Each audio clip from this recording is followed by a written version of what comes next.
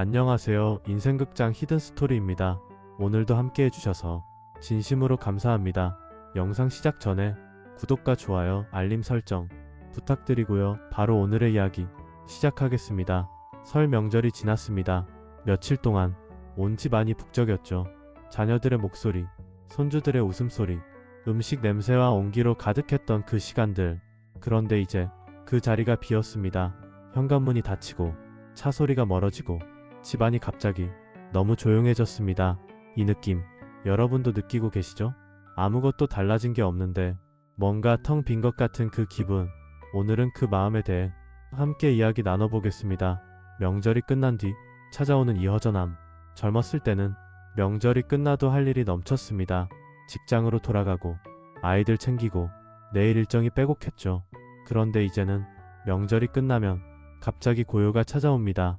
그 고요가 무겁게 느껴질 때가 있습니다. 어떤 분들은 이런 말씀을 하십니다. 가족들이 올 때는 빨리 갔으면 싶었는데 막상 가고 나니 이렇게 허전할 줄은 몰랐다고요. 그렇습니다. 오기 전에는 설레고 와 있을 때는 바쁘고 가고 나면 그립고, 이것이 우리 마음의 모습입니다. 이 마음 이상한 게 아닙니다. 당연한 겁니다.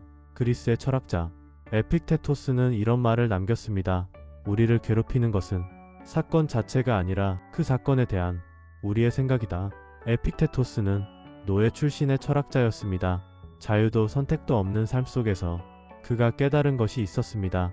밖에서 일어나는 일은 내가 바꿀 수 없지만 그것을 어떻게 바라보는가는 내가 선택할 수 있다는 것. 가족이 떠난 것은 어쩔 수 없는 사실입니다. 하지만 그 사실을 어떤 눈으로 바라보는가는 우리가 선택할 수 있습니다. 또 헤어졌다가 아니라 또 만났다고 볼 수 있습니다. 이제 혼자다가 아니라 고요한 시간이 왔다고도 볼 수 있습니다. 심리학에서는 이런 말을 합니다. 명절 이후에 찾아오는 공허함은 전 세계 공통으로 나타나는 현상이라고요. 영어로는 포스트 홀리데이 블루스, 즉 명절 후 우울감이라고 부릅니다. 이름이 있다는 것은 그만큼 많은 사람들이 겪고 있다는 뜻입니다. 나만 유독 마음이 약한 게 아닙니다. 여러분이 느끼는 그 허전함 지극히 자연스러운 겁니다. 다만 그 감정을 어떻게 바라보고 대하느냐에 따라 남은 하루가 달라집니다. 억지로 떨쳐내려 하지 마세요. 감정은 억누를수록 더 크게 돌아옵니다. 그냥 오늘은 이 허전한 마음을 잠시 허락해주세요. 그런데 한 가지 말씀드리고 싶은 게 있습니다. 이 허전함이 사실은 좋은 신호라는 겁니다. 허전하다는 것은 채워져 있었다는 뜻이거든요. 그리울 만큼 소중한 사람이 있다는 것, 그것은 아주 큰 복입니다. 불교의 가르침을 담은 법구경에는 이런 구절이 있습니다. 사랑하는 것들로부터 이별이 생겨나나니 사랑하는 것을 만들지 말라. 그러나 사랑하는 것이 없다면 무슨 슬픔이 있겠는가. 이 구절은 집착을 경계하는 말이지만 동시에 사랑의 숙명을 인정하는 말이기도 합니다. 우리는 사랑하기 때문에 헤어짐이 아픕니다. 그 아픔이 있다는 것은 우리 안에 아직도 사랑이 살아있다는 뜻입니다. 한 가지 더 솔직하게 여쭤볼게요. 혹시 명절 동안 자녀에게 서운한 마음이 생기지는 않으셨나요? 더 자주 연락했으면 했거나 조금 더 오래 있다 갔으면 했거나 그 기대가 이루어지지 않았을 때 허전함은 더 깊어집니다. 이것은 자녀가 나쁜 게 아니고 부모가 지나친 게 아닙니다. 다만 서로의 삶이 각자의 방향으로 자라고 있다는 뜻입니다. 관계 전문가들은 이렇게 말합니다. 부모와 자녀 사이에도 건강한 거리가 필요하다고요. 너무 가까우면 서로에게 짐이 되고 너무 멀면 서로에게 낯설어집니다. 딱 적당한 거리. 자주 생각하지만 자주 확인하지 않는 그 거리. 그 거리에서 오히려 더 깊은 그리움이 생겨납니다. 자녀는 자녀의 삶을 살아야 하고 우리는 우리의 삶을 채워야 합니다. 기대를 조금 내려놓을 때 오히려 관계가 더 가벼워지고 따뜻해집니다. 그것은 포기가 아닙니다. 사랑을 더 성숙하게 표현하는 방식입니다. 자, 그렇다면 이 허전함을 느낄 때 어떻게 하면 좋을까요? 세 가지를 함께 나눠드릴게요. 첫 번째는 감정을 글로 꺼내는 겁니다. 오늘 느낀 것을 딱 세 줄만 써보세요. 오늘 아이들이 갔다, 집이 조용하다, 뭔가 허하다, 이렇게만 써도 충분합니다. 글로 쓰는 순간 마음 안에서만 맴돌던 감정이 조금 바깥으로 나옵니다. 머릿속에 있을 때보다 훨씬 가볍게 느껴집니다. 심리학에서는 이것을 감정 외연화라고 부릅니다. 느끼는 것과 쓰는 것 사이에서 우리 뇌는 감정을 객관적으로 바라보게 됩니다. 일기장이 없어도 됩니다. 메모지 한 장, 휴대폰 메모장도 충분합니다. 두 번째는 몸을 밖으로 꺼내는 겁니다. 집 안이 너무 조용하게 느껴질 때는 그 공간에서 잠시 나와 보세요. 거창한 운동이 아니어도 됩니다. 동네 한 바퀴만 걸어도 바람이 달라지고 풍경이 달라집니다. 연구에 따르면 30분 걷기만으로도 기분을 끌어올리는 뇌 물질이 분비된다고 합니다.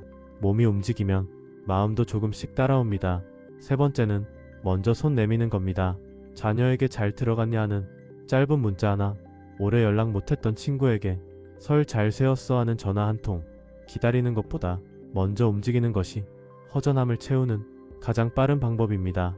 관계는 기다린다고 채워지지 않습니다. 먼저 건네는 한마디가 두 사람 모두의 하루를 바꿉니다. 혹시 예전에 자주 만났지만 바쁘다는 이유로 멀어진 친구가 있으신가요? 명절 연휴가 끝난 지금 연락 한번 해보는 건 어떨까요?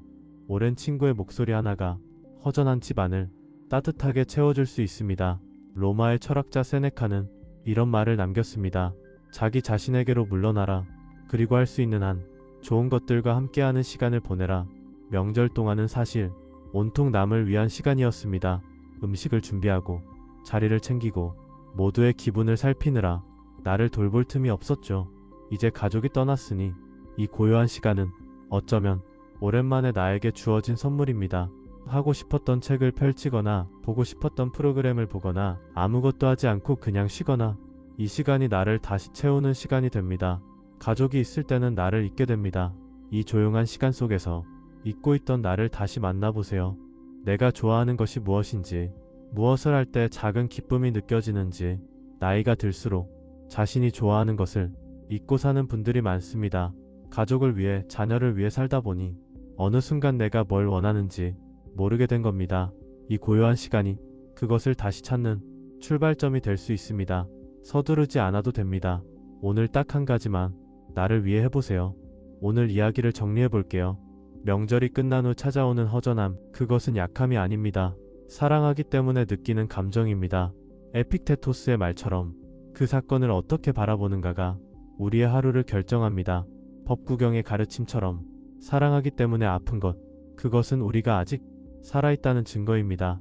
세네카의 말처럼 이 조용한 시간에 자기 자신에게로 돌아오시길 바랍니다. 허전함을 억지로 없애려 하지 마세요. 오늘 하루 그 마음 곁에 잠시 앉아 있어 주세요. 그리고 내일은 창문을 열고 바람 한번 느껴보시고 가족에게 짧은 문자 하나 보내보세요. 작은 것들이 마음을 다시 채워줄 겁니다. 여러분은 충분히 잘 살아오셨습니다. 명절 동안 가족을 위해 애쓰신 것만으로도 이미 충분합니다. 이 허전한 마음도 여러분 삶의 소중한 일부입니다. 그 마음까지 포함해서 여러분은 정말 괜찮은 사람입니다. 그리고 오늘 이 영상을 끝까지 들어주신 것만으로도 이미 스스로를 돌보고 계신 겁니다. 오늘도 함께 해주셔서 진심으로 감사드립니다. 설 명절 이후 여러분의 마음은 어떠셨나요? 댓글로 여러분의 이야기를 나눠주시면 정말 고맙겠습니다. 다음 영상에서 또 만나요. 인생극장 히든스토리였습니다.